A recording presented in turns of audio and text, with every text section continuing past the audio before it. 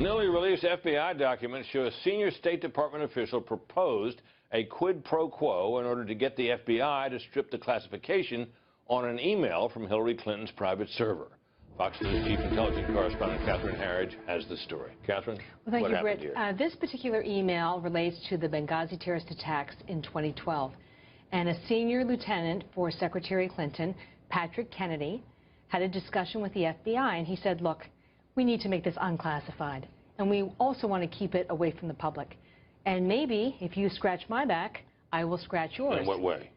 That they would okay overseas postings. State Department would. Yes, correct, for FBI agents in places that they are not operating at that time.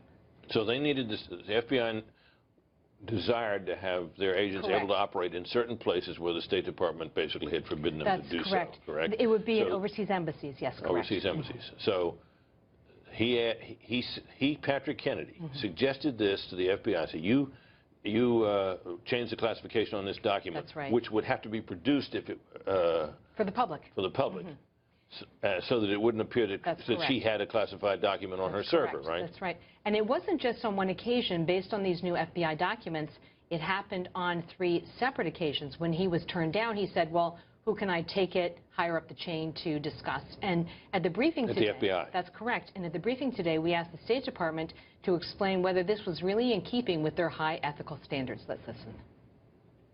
Is that in keeping with the high ethical standards of the State Department? We, Pat Kennedy, all of us at the State Department are going to make their case as best they can. That's called interagency exchange and the kind of discussions that we carry out all the time. The FBI agent either got it wrong or is lying in this 302? As I understand this, Catherine, this was any idea or any really assertion that this was somehow tit for tat or a quid pro quo exchange of in that manner really, frankly, is insulting. So what the State Department said today was that these FBI agents got it wrong and that this was simply their opinion in these interview summaries. But you know, this is not how the system works. And we asked the FBI whether they accepted the State Department's position that their agents got it wrong and were essentially incompetent in understanding what Kennedy was trying to communicate. And what did the FBI say? The FBI has not responded. What's interesting to me is the way in which the State Department and the FBI are emphasizing the email's classification was never changed. No additional slots for the FBI were granted by the State Department overseas. So this swap or the quid pro quo never took place. Right. But you know that that's not the issue. We don't have any reason to believe it took place. That's right. That's correct. But that's not the issue. The issue is he was trying to do a deal. And even an effort to bribe a federal official is a criminal offense. Right. Even the attempt. Right.